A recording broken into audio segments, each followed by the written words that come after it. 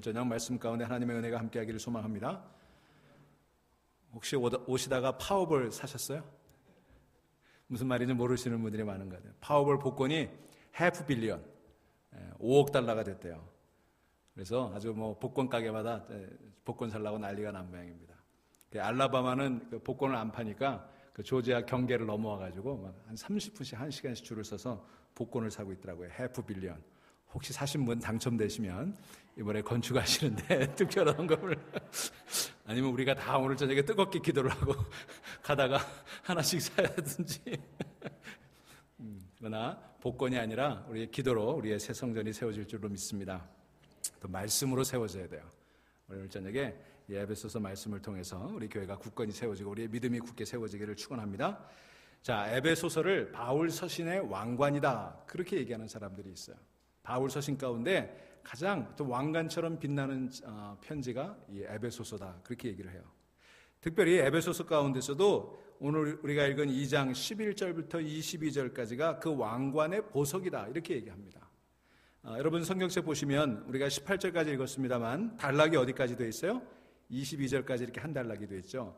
이 단락이 에베소서가 바울 서신의 왕관이고 이 부분이 그 왕관 중에 보석이다 이렇게 얘기를 합니다. 오늘 저녁에 우리가 그 보석을 한번 잘 감정하고 그 보석을 한번 만끽해 보기를 원합니다. 저나 여러분이나 다 그냥 얼치기 보석 감정사지만 그러나 이 보석을 그 진가를 발견할 수 있게 되기를 간절히 바랍니다. 자, 오늘 본문을 살펴보기에 앞서서 에베소서 전체의 흐름을 다시 한번 정리를 해보겠어요. 자, 에베소서 1장 1절로부터 2절까지는 인사말이 나옵니다. 상대적으로 좀 짧은 인사말을 해요. 그리고 3절부터 본격적으로 본론에 아주 바울이 굉장히 서둘러서 본론에 들어가는 것을 볼 수 있습니다. 본론은 에베소서 1장 3절부터 6장 20절까지 쭉 본론이 이어지고 그리고 6장 21절부터 24절까지 마무리 인사말을 하는 것으로 그렇게 되어 있어요. 자, 그래서 본론이 1장 3절부터 6장 20절까지인데 그 본론도 크게 두 부분으로 나눠집니다. 1장 3절부터 3장 21절까지가 전반부라고 할 수 있고 그리고 4장부터 6장 20절까지가 후반부 이렇게 구분해 볼 수가 있습니다. 자, 그 본론 가운데서 우리가 지난 시간까지 살펴본 1장 3절부터 2장 10절까지 보면 하나님께서 예수 그리스도 안에서 주신 새로운 생명에 대해서 이야기를 합니다. 그리고 오늘 본문 2장 11절부터는 전혀 새로운 주제의 전환이 이루어지는 것을 볼 수가 있어요. 2장 11절부터 3장 21절까지는 하나님께서 예수 그리스도 안에서 세우신 새로운 공동체를 얘기하고 있고 4장 1절부터 5장 21절에 보면 하나님께서 예수 그리스도 안에서 주신 새로운 기준, 삶의 기준, 신앙의 기준을 얘기해요. 그리고 5장 22절부터 6장 20절까지는 하나님께서 예수 그리스도 안에서 주신 새로운 관계, 부부관계, 부모 자식 간의 관계, 주인과 종의 관계 이런 관계들을 얘기하고 있어요. 그러니까 에베소서 본론, 이 본론 전체를 보면 뭐예요? 새로운 생명, 새로운 공동체, 새로운 기준, 새로운 관계에 대해서 이야기하고 있다. 그렇게 보시면 되겠어요. 그러면 이 새로운 생명, 새로운 공동체, 새로운 관계, 새로운 기준 이 모든 것이 어디에서 가능하냐? 우리 주 예수 그리스도 안에서 가능하다. 그렇게 얘기하고 있는 것입니다. 여러분, 모든 변화는 예수 그리스도 안에서 이루어지는 줄로 믿으시기를 바랍니다. 우리가 예수 안에 있을 때 새로운 피조물이 되는 거예요. 나도 새로운 생명이 되고 나의 관계도 새로운 관계가 되고 나의 삶의 기준도 새로운 기준이 되는 것이고 우리 공동체도 새로운 공동체가 되는 거예요. 여러분, 우리는 뉴 크리에이션, 그냥 조금 달라진 게 아니에요. 화장 조금 한 게 아니에요. 다시 태어난 거예요. 여러분, 새로운 생명, 새로운 공동체, 새로운 삶의 기준, 새로운 관계를 가지고 살아가시는 정말 새로운 피조물 될 수 있기를 주의 이름으로 축원합니다. 그래서 여러분, 예수 그리스도 이전과 예수 그리스도 이후는 다른 거예요. 예수님이 오시기 전과 예수님 오시고 난 이후의 인류의 역사는 다른 것입니다. 예수님을 모셔드리기 이전과 예수님을 모셔드리기 이후의 내 삶과 우리 가정의 삶은 달라지는 거예요.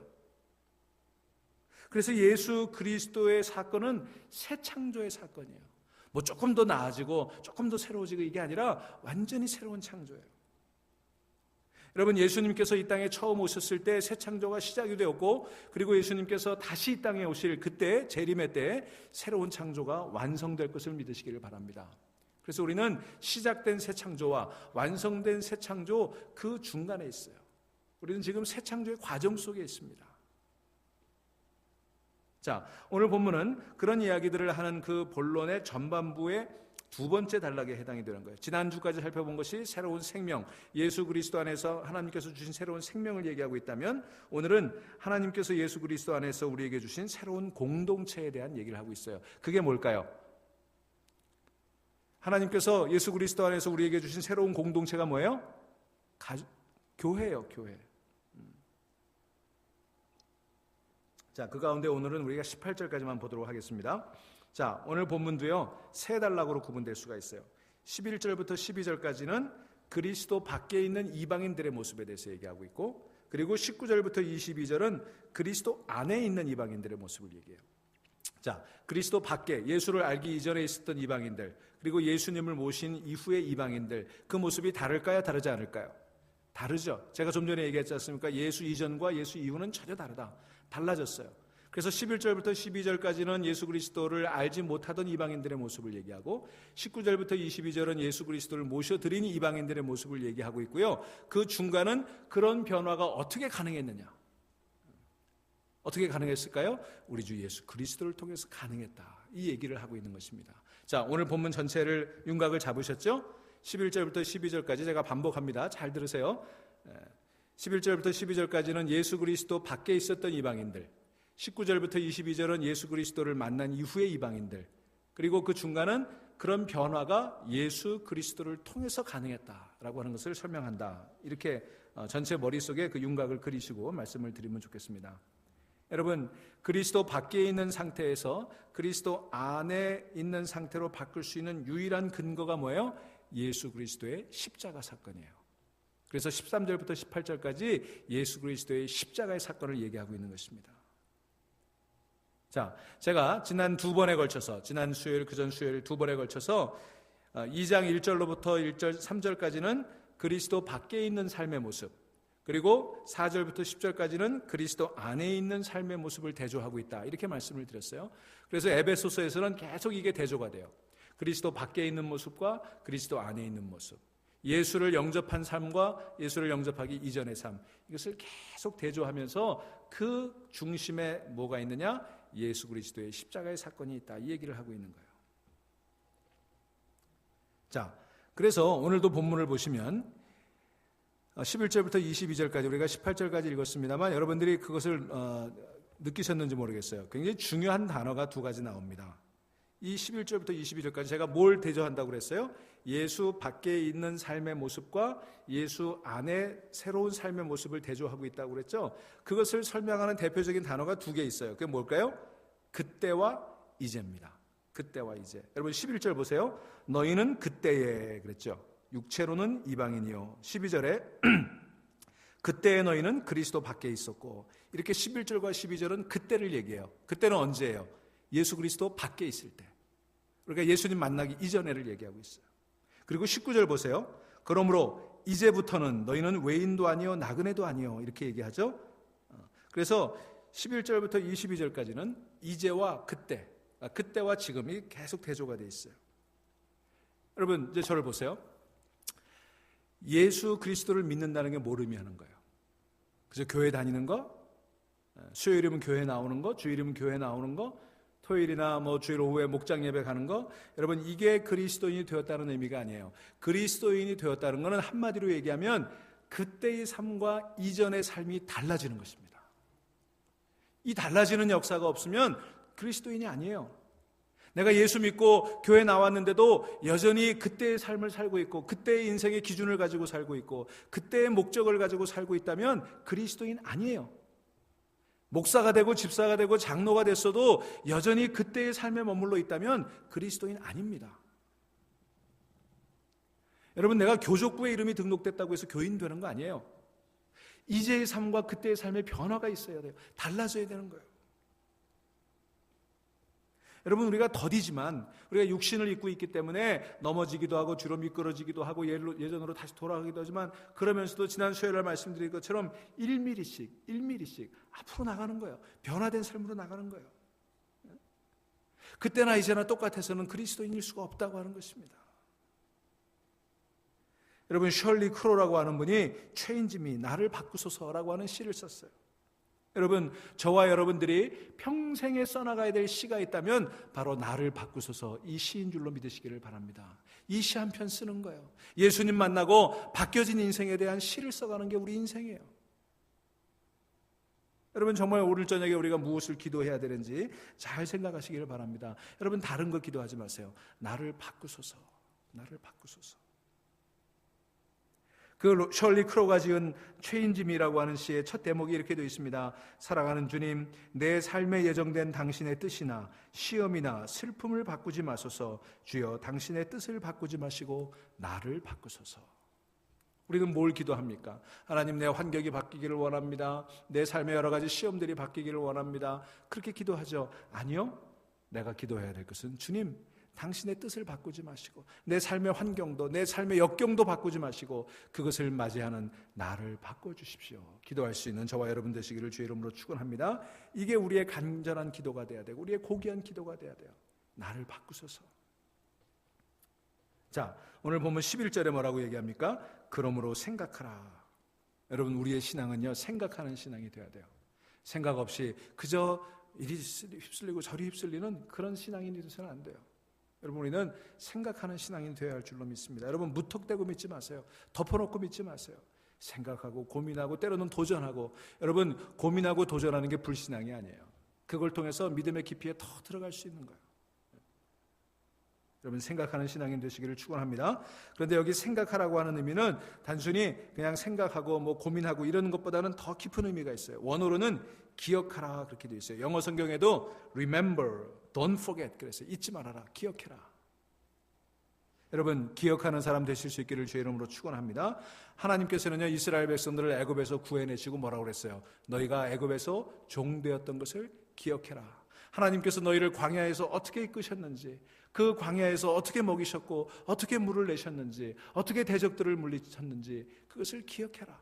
너희가 요단강을 건너가게 되면 거기 풍요로운 땅, 젖과 꿀이 흐르는 땅에서 잘 먹고 잘 살게 될 텐데 그때 don't forget, 잊지 말아라. 무엇을? 하나님이 너희를 종살이 했던 애굽에서 건져주셨고 광야길을 동행해 주셨고 광야길을 너희에게 지켜주셨던 것을 기억해라. 여러분, 사도 바울은 그때를 기억하라. 예수 그리스도를 통해서 구원을 얻기 이전에 너희가 얼마나 비참한 상태에 있었는지를 기억해라 얘기하고 있는 거예요. 여러분, 우리가 기억해야 될 줄로 믿습니다. 기억하지 않으면요, 신앙생활을 하면 할수록 우리가 교만해져요. 우리가 얼마나 죽을 죄인이었는지, 얼마나 하나님에게서 멀어졌었는지를 기억하지 못하면 교만해져요. 여러분, 교만해지면 나타나는 현상이 뭐예요? 굳어지는 거예요. 딱딱해지는 거예요. 여러분, 우리가 어느 쪽에 서 있는지 기억하고 유연해지고 내가 얼마나 큰 죄인이었는지, 그리고 하나님이 나를 얼마나 사랑해 주셨는지를 늘 기억하며 사는 신앙인입니까? 아니면 옛날을 잊어버리고 이만하면 됐지, 교만해지고 그리고 굳어져 있는 신앙인입니까? 여러분, 다른 사람 바꾸려고 하지 마세요. 내가 먼저 변화돼야 되는 거예요. 여러분, 이 믿음 가질 수 있기를 주의 이름으로 축원합니다. 늘 기억하세요. 하나님이 나를 어떻게 사랑해 주셨는지. 자, 12절에 사도 바울은 그때의 너희는 그랬죠? 다시 그때를 얘기하고 있어요. 자, 어떤 상태였는지 이 12절에 굉장히 중요한 부분을 얘기하고 있어요. 그때의 너희는 첫째, 그리스도 밖에 있었고, 두 번째, 이스라엘 나라 밖의 사람이고, 셋째, 약속의 언약들에 대해서는 외인이요 세상에서는 소망이 없고 하나님도 없는 자이더니. 자, 예수 그리스도 밖에 있었던 상태를 이처럼 잘 설명해 놓은 데가 없어요. 5가지 소외를 얘기하고 있어요, 사도 바울이. 여러분, 우리가 가지고 있는 문제가 무슨 문제예요? 여러분, 돈이 없어서 문제예요? 여러분, 돈이 없어서 문제 아니에요. 여러분, 돈은 필요한 겁니다. 하지만 돈이 없어서 우리가 불행하지 않아요. 저는요, 돈이 없어서 불행한 사람보다 돈 때문에 불행한 사람을 더 많이 만났어요. 여러분, 명예와 권력이 없어서 불행한 거 아닙니다. 세상 사람들은요, 그 욕망을 가지고 살아가요. 세상 사람들이 가지고 있는 욕망을 영어로 P로 시작되는 3가지로 보통 얘기하죠. 뭐죠? 플랜티 또는 프라스퍼리티라고 그러죠. 물질, 풍요로운 삶. 이게 세상 사람들이 추구하는 첫 번째예요. 두 번째는 뭐죠? 파워, 권력을 추구하는 거예요. 세 번째는 프레스티지 혹은 파퓰러리티, 명예를 추구합니다. 돈, 권력, 명예. 세상 사람들이 추구하는 3P가 이거예요. 하지만 여러분, 우리에게 이런 것이 없어서 절망적이지 않습니다. 여러분, 제가 여기 보니까 별로 이렇게 돈 많은 분 여기 안 계신 것 같아요. 권력이 많으신 분 안 계신 것 같아요. 무슨 명예가 높은 분 안 계세요. 하지만 여러분, 그것 때문에 불행하지 않습니다. 그게 우리 인생의 문제가 아니에요. 여러분, 그거 없어서 죽지 않습니다. 돈 없어서 죽을 것 같지만 돈 없어서 죽지 않아요. 여러분, 사람이 절망적인 이유는요, 오늘 여기 사도 바울이 12절에서 얘기하고 있는 것처럼 그리스도 밖에 있고 하나님이 없고 언약이 없고 소망이 없을 때 불행해지고, 그럴 때 우리가 죽은 상태로 들어가는 것을 믿으시기를 바랍니다. 그때 절망적인 거예요. 여러분, 이런 사람이 불쌍한 거예요. 여러분, 세상에 다 가지고 있어도 이것이 없을 때 불쌍한 거예요. 그러니까 여러분, 세상에 돈 많고 권력 많고 명예 높은데 예수 그리스도가 없고 소망이 없고 언약이 없는 사람들 보시면요, 불쌍히 여기세요. 불쌍히 여기세요. 부러워하지 마시고 불쌍히 여기세요. 자기들이 뭔가 된 것처럼 으쓱거리고 돈 가지고 자랑하고 권력 가지고 휘두르지만 여러분, 불쌍한 거예요. 불쌍히 여기세요, 여러분. 그리고 기도해 주세요. 여러분, 허무와 절망이 있는 거예요. 허무와 절망이 있으니까 그런 걸로 자꾸 치장해요. 치장하면 치장할수록 내면에서는 더 허무한 거예요. 여러분, 우리가 하나님 앞에 기도할 때 뭐라고 기도해야 돼요? Have mercy on me, O Lord. 주님, 나를 불쌍히 여기소서. 그런데 여러분, 주님 나를 불쌍히 여기소서라고 기도할 수 있는 사람은 불쌍한 사람이 아니에요. 주님 나를 불쌍히 여기소서라고 기도할 수 있을 때 우리는 불쌍하지 않습니다. 그러나 나는 불쌍한 사람 아니야, 나는 다 가졌어라고 얘기할 때 우리는 불쌍하게 되는 거예요. 여러분, 이 믿음 가지고 살아가실 수 있기를 주의 이름으로 축원합니다. 그리스도 안에 있고 언약이 있고 소망이 있을 때 우리는 여한 환경 속에서도 불쌍하지 않아요. 여러분, 오히려 그 불쌍한 사람들을 위해 기도해주는 저와 여러분들 되시기를 축원합니다. 여러분, 유대인들은요, 이 사람들을 두 종류로 구분해요. Jews and Gentiles. 유대인과 이방인. 그렇게 구분해요. 그리고 그리스 사람들은 Greek and Barbarian. 그리스 사람과 야만인. 이렇게 구분해요. 그 기준은 뭐냐면, 그리스 말 할 수 있느냐, 그리스 철학을 아느냐, 그게 그리스 사람이고, 그리고 그거 못하는 사람은 다 바바리안이에요. 야만인들이라고 했어요. 여러분, 중국 사람들도요, 중화사상이라는 게 있죠. 중화사상 뭐예요? 중국이 세상의 중심이다. 그래서 세상을 중국과 오랑캐. 그래서 우리 대한민국을 뭐라고 그래요? 동쪽에 있는 오랑캐다. 그래서 동이족이라고 그랬어요. 그러니까 자기들이 중화고 그리고 나머지는 다 오랑캐. 이런 생각이 있었어요. 세상은 다 이렇게 사람들을 구분하고 민족들을 구분합니다. 여러분, 세상에는 다 장벽이 있어요. 인종에 따라서, 국적에 따라서, 출신 지역에 따라서, 소유나 지식에 따라서, 학벌에 따라서 다 차별하고 구분해요. 그런데 여러분, 저와 여러분들은 어떤 구분법을 가지고 살아갑니까? 우리가 세상을 어떻게 구별합니까? 고향 따라 구분하세요? 학벌 따라 구분하세요? 재산의 정도 따라 구분하세요? 여러분, 우리의 구분법이 하나님의 구분법과 같아지기를 간절히 바랍니다. 그러면 하나님은 어떻게 구분하시느냐? 그리스도 안에 있는 인생과 그리스도 밖에 있는 인생으로 구분하세요. 그리스도 안에 있느냐, 그리스도 밖에 있느냐, 그리스도가 기준이에요. 그 외에 다른 어떤 기준도 없어요. 학벌도 아니고 인종도 아니고 물질도 아니고 고향도 아니고 그리스도가 기준이에요. 여러분, 그래서 하나님께서 그리스도 안에서 주신 새로운 공동체인 교회에는 한 가지 구분법만이 존재합니다. 그리스도 안에 있느냐, 그리스도 밖에 있느냐. 여러분, 우리가 다 교회에 출석하고 등록하고 있지만 자동적으로 그렇게 그리스도인이 되는 거 아니에요. 우리가 그리스도 안에 있어야 할 줄로 믿습니다. 여러분, 그리스도 안에 있으세요. 여러분, 저의 관심은요, 얼마나 많은 성도가 우리 교회에 출석하고 있느냐가 아니라 그 가운데 얼마나 많은 사람들이 그리스도 안에 있느냐. 등록교인이 몇 명 늘어나고 지난주에 새가족 환영했는데 어린이집이 꽉 찼어요. 얼마나 뿌듯한지 몰라요. 그것도 물론 기쁜 일이지만, 그러나 더 중요한 일은 그 안에 온 새가족들이 다 그리스도 안에 있어야지. 여러분, 이게 목회자의 관심이고 우리 성도들의 관심이 되어야 할 줄로 믿습니다. 여러분, 그리스도 안에 있기를 위해서 기도하고 우리 교회가 그리스도 안에서 날마다 새로워지는 교회가 되기를 위해 기도하는 저와 여러분 되시기를 축원합니다. 자, 여러분, 유대인들이요, 유대인과 이방인을 구분하는 거는요, 엄청난 차이였어요. 보통 차이가 아니었습니다. 여러분, 그거는 무너지기 어려운 장벽이었어요. 유대인들은 자신이 이방인으로 태어나지 않은 것을 감사했어요. 하나님 앞에 감사했어요. 하나님 감사합니다. 내가 이방인으로 태어나지 않은 걸 감사합니다. 또 뭐라고 기도했는지 아세요? 하나님, 이방인들은 지옥의 땔감으로 만드셨군요. 이방인들은 다 지옥 가서 지옥의 땔감으로 쓴다는 거예요. 그런 생각을 가지고 있었던 게 유대인이에요. 심지어 유대인들은 자녀들이 이방인하고 결혼을 하면요, 자녀를 장례식을 치렀어요. 죽었다고. 우리식으로 하면 호적에서 파버린 거죠. 극도로 혐오했어요. 이게 합쳐지기 어려운 그런 장벽이 있었어요. 그런데 여러분, 이런 장벽이 허물어졌습니다. 어떻게 허물어졌습니까? 예수 그리스도 안에서 허물어진 거예요. 여러분, 그렇기 때문에 우리 안에 진정한 평화는 어디서 오는 거예요? 예수 그리스도 안에서 오는 줄로 믿으시기를 바랍니다. 예수 그리스도 안에 있을 때 이렇게 넘어설 수 없는 유대인과 이방인의 장벽이 무너지는 거예요. 바울이 그 이방인을 위한 사도로 부르심을 받고 그들을 위해 기도하고 그들을 위해 목숨을 걸고 선교했던 거예요. 여러분, 14절 말씀 보시기 바랍니다. 우리 같이 읽습니다. 이 14절은요, 에베소서가 전체 바울 서신의 왕관이고 이 11절부터 22절이 보석이라면 그 보석에서도 가장 중심에 빛나는 부분이야. 우리 같이 읽습니다. 시작. 그는 우리의 화평이신지라 둘로 하나를 만드사 원수된 것 곧 중간에 막힌 담을 자기 육체로 허시고. 믿으십니까? 그리스도가 우리의 화평이세요. 여러분, 우리 안에 있는 모든 장벽을 무너뜨리고 우리를 하나 되게 하고 우리를 화평하게 하시는 것은 예수 그리스도밖에 없는 줄 믿으시기를 바랍니다. 세상에 그 어떤 것으로도 우리가 합쳐질 수 없어요. 여러분, 우리가 예수 그리스도 아니면 여기 이렇게 같이 앉아서 예배 드릴 수가 없어요.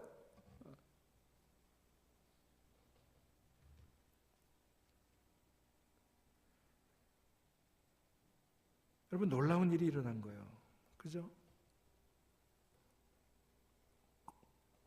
자, 13절부터 18절까지는 그리스도 밖에, 11절, 12절에 그리스도 밖에 있는 이방인들의 모습을 얘기한다고 그랬어요. 19절부터 22절은 그리스도를 만난 이방인들의 모습을 얘기한다고 그랬어요. 그러면 13절부터 18절까지는 그리스도 밖에 있었던 이방인들이 그리스도 안으로 들어오는 일이 어떻게 가능했느냐, 도저히 무너질 수 없는 그 장벽, 그것이 어떻게 무너졌느냐, 그것을 설명하고 있는 거예요. 여러분, 13절 보세요. 이제는 전에 멀리 있던 너희가 그리스도 예수 안에서 그리스도의 피로 가까워졌느니라.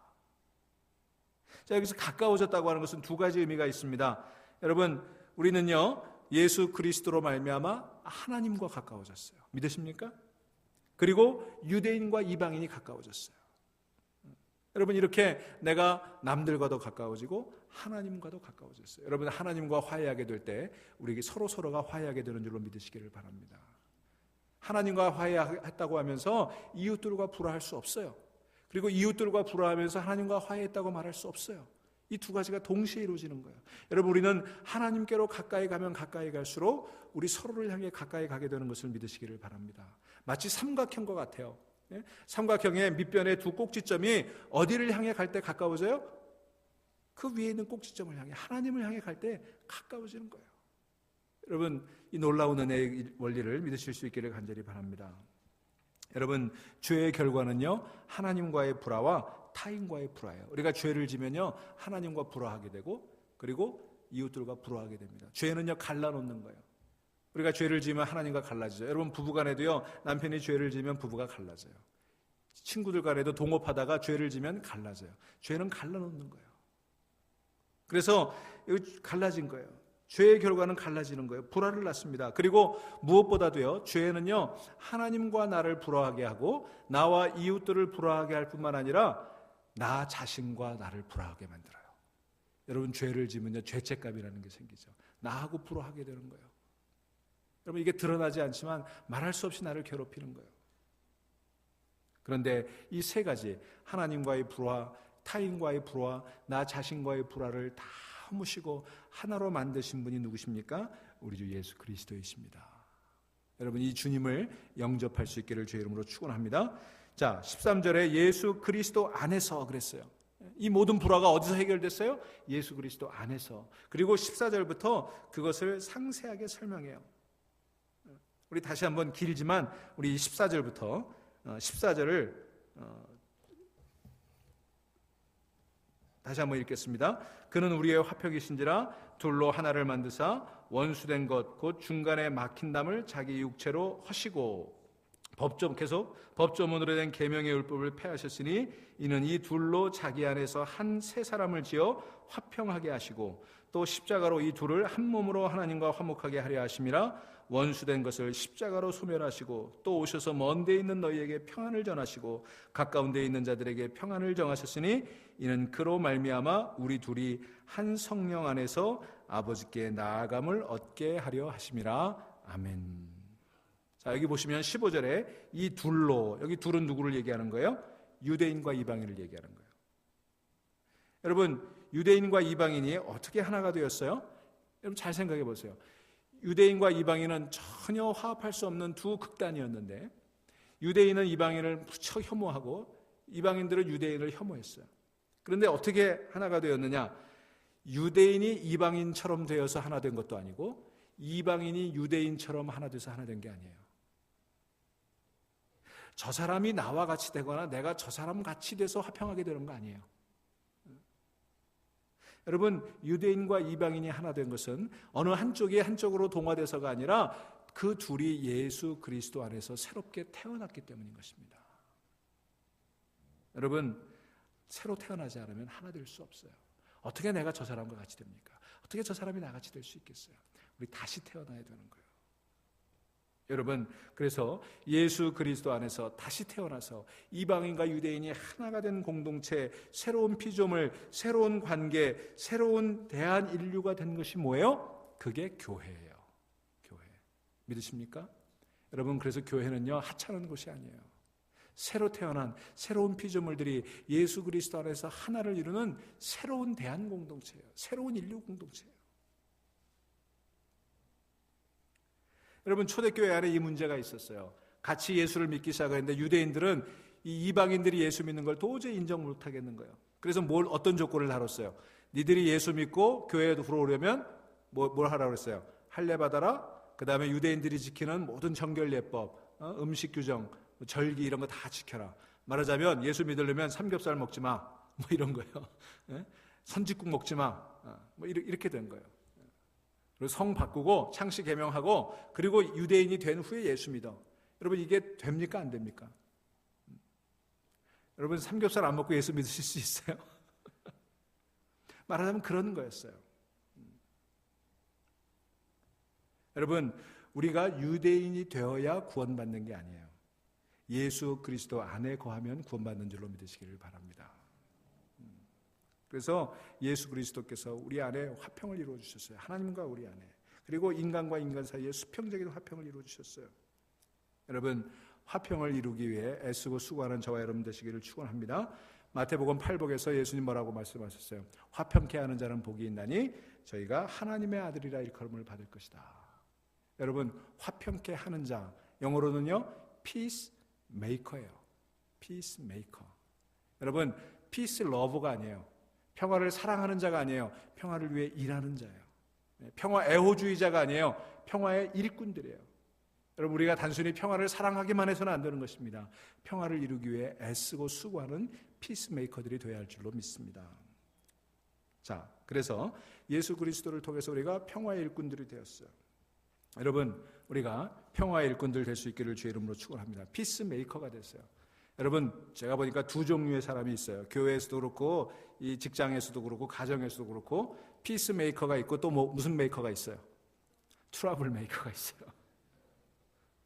다 아시는 거 보니까 과거들이 좀 있으신 것 같아요.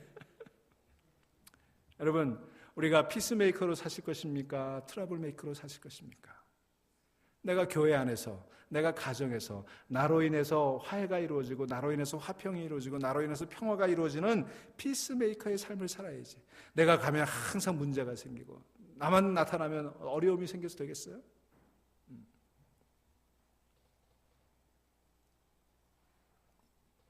그런데 여러분, 우리가 공동체 안에서 트러블 메이커가 되게 하는 가장 중요한 요인이 뭔지 아세요? 뭐 때문에 트러블 메이커가 되는 줄 아세요? 혀 때문에 그래요. 혀 때문에. 여러분, 공동체의 불화의 원인을 가만히 보세요. 가장 큰 게 뭔지 아세요? 말이에요, 말. 공동체를 깨트리는 거 다 말입니다. 여러분, 교회에서 발생하는 불화의 거의 전부는요, 다 혀에서 기인하는 거예요. 여러분, 저를 한번 따라해 보시기 바랍니다. 교회는 가십에 무너진다. 교회가 뭐에 무너져요? 가십에 무너져요. 무슨 사탄의 영적인 공격에서 무너지는 것 같죠. 물론 그게 사탄의 영적인 공격인데 사탄이 어떻게 영적으로 공격해요? 가십으로. 하찮은 풍문, 말도 안 되는 얘기에 교회가 무너져요. 여러분, 누가 여러분들에게 와서 다른 사람 얘기하죠? 그러면 이렇게 생각하시면 틀림없어요. 아, 저 사람이 다른 사람한테 가서는 내 얘기하겠구나. 그 생각만 하면요, 동조하지 않을 텐데 우리가 그걸 자꾸 잊어버려요. 다른 사람이 와서 누구 남 얘기하면 아, 이 사람이 나랑 친한가 보다 이렇게 생각해요. 나랑 친해서 그런 얘기하는 거 아니에요. 다른 사람한테 가면 내 얘기해요. 내 얘기해요. 반드시 해요. 그러니 여러분 그런 사람에게 맞장구 치고 동조하지 마세요. 여러분 좋을 때 좋은 거죠. 그렇게 막 맞장구 치고 동조했죠. 근데 어느 순간 돌아서 가지고 내가 했던 얘기 다 옮기고 다녀요. 그럼 경험해 보시지 않았어요? 여러분 잠언 26장 22절에 남의 말 하기를 좋아하는 자의 말은 별식과 같아서 뱃속 깊은 데로 내려가느니라 그랬어요. 아주 기가 막힌 말씀이에요. 뭐예요? 남의 말 하는 게 맛있다는 거예요. 별식 같다는 거예요. 별미. 여러분 그런 맛 보셨어요? 저만 봤나? 여러분들은 그 음식을 안 맛보시는 거예요. 여기 뭐라 했어요? 뱃속 깊이. 아주 그냥 맛있어가지고 쏙쏙 들어간다는 거예요. 여러분 우리가 이거 좀 잘 짚고 넘어가야 돼요. 잘 아는 거면서도 잘 안 돼요. 여러분 교회가 그거에 무너지잖아요.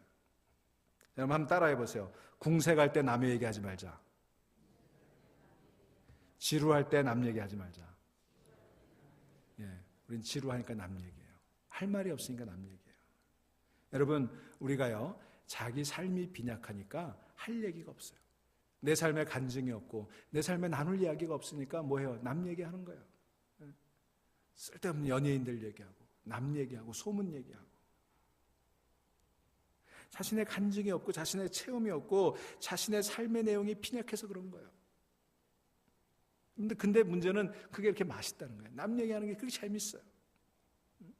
여러분 궁세 갈 때 남 얘기하지 않고 지루할 때 남 얘기하지 않는 저와 여러분 될 수 있기를 간절히 바랍니다. 그러기 위해서 우리 삶의 내용을 채워야 돼요. 하나님의 말씀으로 우리 삶을 채워야 돼요. 기도하면서 하나님을 체험해야 돼요. 그러면 남 얘기할 게 없어요. 내 얘기할 게 넘치는 거예요. 내 얘기할 게 넘치는 거예요. 간증할 게 많아요. 잠언 25장 9절에 너는 이웃과 다투거든 변론만 하고 남의 은밀한 일을 누설하지 말라 이렇게 말씀했어요. 여러분 누군가가 내게 와가지고요 남 얘기를 해요. 그리고 나하고 얼마나 친근한지를 표현하기 위해서 뭐라고 그래요? 이거 자기만 알아야 돼 이런다고요. 굉장히 나랑 친한 것처럼. 여러분 절대로 누구와 친한 것을 강조하기 위해서 남 얘기하지 마세요. 그걸 통해서 그 사람과 내가 친해진다고 생각하지 마세요. 여러분 제 경험으로 보면요 목사님 이건 목사님만 아셔야 돼요 이 말처럼 뻥이 없더라고요. 그래서 저는 그걸 믿고 나만 알아야지 막 얘기하고 싶어도 꼭 참고 가만히 보니까 나만 아는 게 아니라 다 알아요. 다 김 집사님도 알고 이 집사님도 알고 다 알고 있어요. 목사님만 알고 있어요 라고 얘기했는데 보니까 다 알고 있더라고요. 여러분 왜 그렇게 얘기하는 줄 아세요? 나랑 가까운 거를 나타내기 위해서 그러는 거예요. 근데 여러분 절대로 그것 때문에 가까워지지 않아요. 여러분 우리는요 꼭 알아야 될 일들이 있고 알지 말아야 될 일들이 있습니다. 알지 않아도 되는 일들이 있어요. 여러분 교회에서 돌아다니는 이야기들 가운데는요 사실은 몰라도 되는 일이 더 많아요. 몰라도 되는 일이 많아요. 여러분 그거 몰라도 신앙생활 하는데 아무 지장 없습니다. 그거 몰라서 왕따 되지 않아요. 여러분 그런 거 알려고 하지 마세요. 여러분 우리가 자꾸 호기심을 줄여나가야 돼요. 우리는요 진리에 목마른 사람이 돼야지 소문에 목마른 사람이 돼서는 안 됩니다. 어디 소문 하나 더 주워 들으려고 신경 쓰지 마세요. 하나님의 말씀, 진리를 더 듣기 위해서 애쓰는 저와 여러분 될 수 있기를 주의 이름으로 축원합니다. 여러분 가만히 보면요 교회에서도요 말이 모이는 사람이 있어요. 말이 모이는 사람이 있어요. 모든 부정적인 얘기는 다 그 사람에게 뭐예요? 왜 그런 줄 아세요? 넘어가니까 그런 거예요. 넘어가니까 통하니까. 여러분 그 사람들이 착각을 한다고요. 야 사람들이 와서 다 내게 얘기하니까 내가 뭐가 된 것처럼. 아니에요. 내가 뭐가 돼서 그런 거 아니에요. 그게 통하니까 그런 거예요. 내게 말하면 그 사람에게만 말하면 그게 퍼져나가니까 거기 와서 얘기하는 거예요. 퍼져나가라고. 여러분 더 직설적으로 얘기 드릴까요? 나를 만만하게 보니까 그러는 거예요. 만만하게 보니까. 나를 쉽게 보기 때문에 그래요. 내가 이런 얘기하면 저 사람이 먹힌다.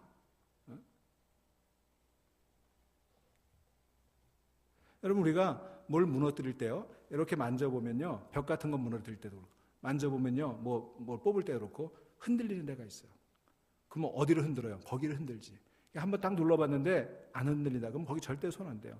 이렇게 만져보는데 뭔가 좀 흔들린다. 그럼 거기 이렇게 흔들리면 넘어져요. 무너진다고요.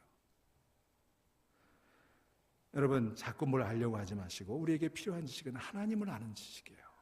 하나님의 그 비밀을 아는 그런 지식에 충만한 저와 여러분 될 수 있기를 주의 이름으로 축원합니다.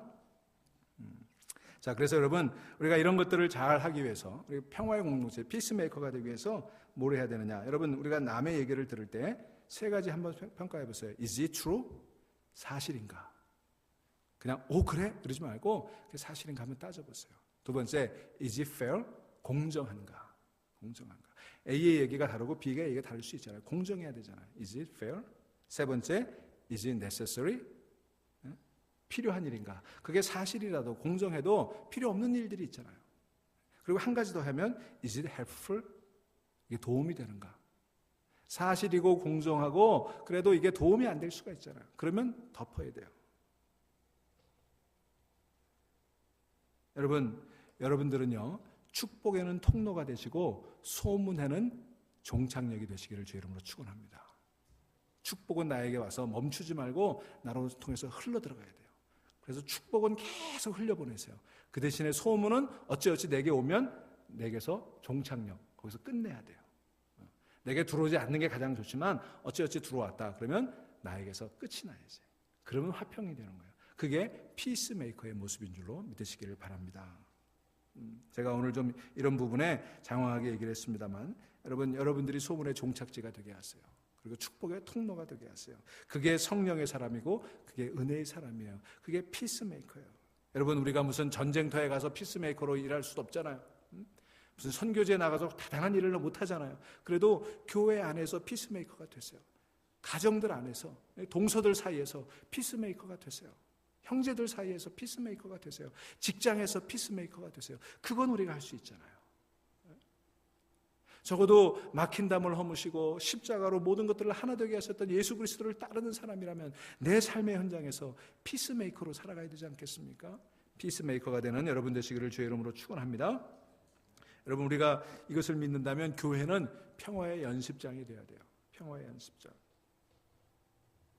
여러분, 그래서 우리가 이렇게 하기 위해서 한 번 더 따라해 보시기 바랍니다. 미숙하면 기다리고, 실수하면 덮어주고, 범죄하면 고쳐주자. 예, 여러분, 우리 주변에 미숙한 사람들이 있어요. 그죠? 미숙한 사람들이 있어요. 어떻게 해야 돼요?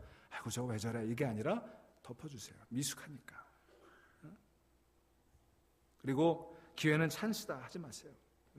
그러니까 여러분, 미숙하면 기다려주세요. 그 사람이 성숙해질 때까지, 잘할 때까지. 그리고 실수하면 누구나 다 실수하잖아요. 여러분, 저도 실수하고 여러분들도 실수하잖아요. 저도 미숙한 목사예요. 저도 실수하는 목사예요. 여러분, 실수하는 사람 어디 있어요? 그죠? 덮어줘야지. 지난번에 최병호 목사님 한번 그런 말씀하시더라고요. 제가 10년 넘게 여기서 목회하는데 장로님들이 덮어주니까 하지 안 덮어주면 하겠습니까? 근데 그 말이 좀 공감이 되더라고요. 덮어주니까 하지. 솔직한 고백이에요. 여러분, 우리가 서로 덮어줄 수 있게 되기를 바랍니다. 그 다음에 우리는 죄인이기 때문에요, 우리는 범죄하게 돼 있어요. 어떻게 해야 돼요? 고쳐줘야 돼요. 근데 고쳐줘야 되는데 성경적 원리가 있습니다. 성경은 온유함으로 고쳐주라 그랬어요. 온유함으로 고쳐주라. 그러니까 온유함으로 하지 않을 거면 고쳐주지 마세요. 내버려 두세요. 온유함으로 하지 않으면 고쳐준다고 그러고 그냥 고장내버려요. 무슨 얘기인지 아시죠? 예? 여러분, 뭐 망가진 거 부드럽게 해서 고쳐야 되는데 막 힘으로 고쳐보겠다고 하다 보면 어떻게 돼요? 고장나죠. 예. 사람도 마찬가지예요. 이 사람 내가 고쳐야 되겠다. 온유함으로 하지 않으면요, 고친다고 그러다가 그 사람 고장내버린다니까. 여러분, 온유함으로 우리 주님이 그러셨던 것처럼 우리 주님은 온유함으로 가늠하다 현장에 잡힌 여인을 고쳐주셨어요. 여러분, 온유함으로 하지 않을 거면 애당초 고치려고 하지도 마세요. 자, 다시 한번 따라 하십시다. 미숙하면 기다리고, 실수하면 덮어주고, 범죄하면 고쳐주자. 온유함으로 고쳐주실 수 있기를 주의 이름으로 축원합니다. 이제 마지막으로 16절부터 18절은 수직적인 화평에 대해서 얘기해요. 13절부터 쭉 15절까지 유대인들과 이방인들 사이의 화평을 얘기했다면 18절까지는 수직적 화평을 얘기해요.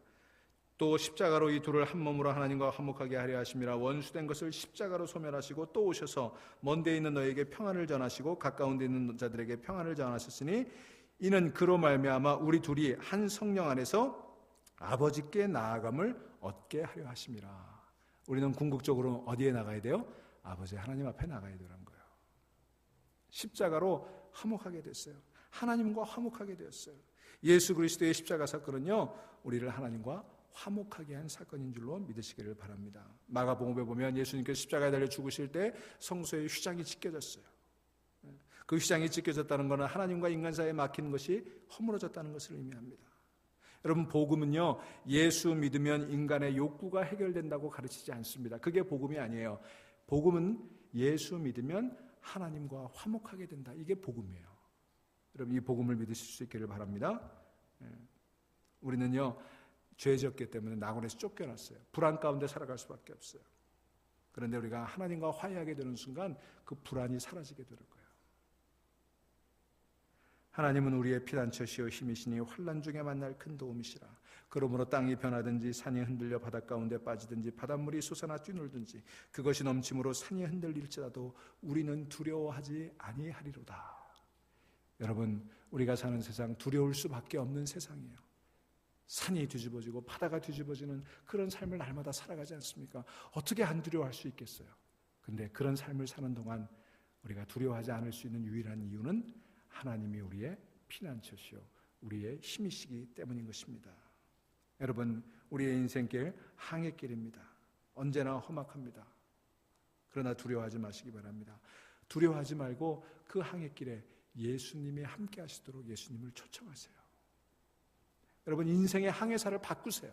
항해를 포기하지 마시고 항로를 바꾸려고 하지 마시고 그 항해사를 주님으로 모셔드리시기 바랍니다. 이제 마지막으로 성경 한 구절 찾아보면서 말씀 마치겠습니다. 시편 107편.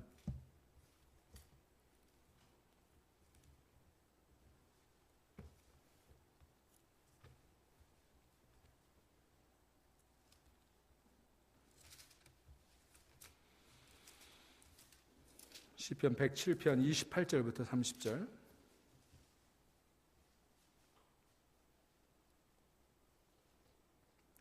여러분, 인생길에 광풍이 불어오죠. 이민의 삶을 살아오시는 동안에 여러 번 광풍에 여러분 배가 뒤집혔을 거예요. 산이 무너지고 길이 꺼지는 것 같은, 하늘이 꺼지는 것 같은 그런 경험들을 하셨을 거예요. 그럴 때 우리가 어떻게 살아갈 수 있을까? 오늘 이 말씀이 여러분들에게 큰 위로가 되기를 간절히 소망합니다. 시편 107편 28절부터 30절 말씀 우리 한 목소리로 읽습니다. 시작. 이에 그들이 그들의 고통 때문에 여호와께 부르짖음에 그가 그들의 고통에서 그들을 인도하여 내시고 광풍을 고요하게 하사 물결도 잔잔하게 하시는도다.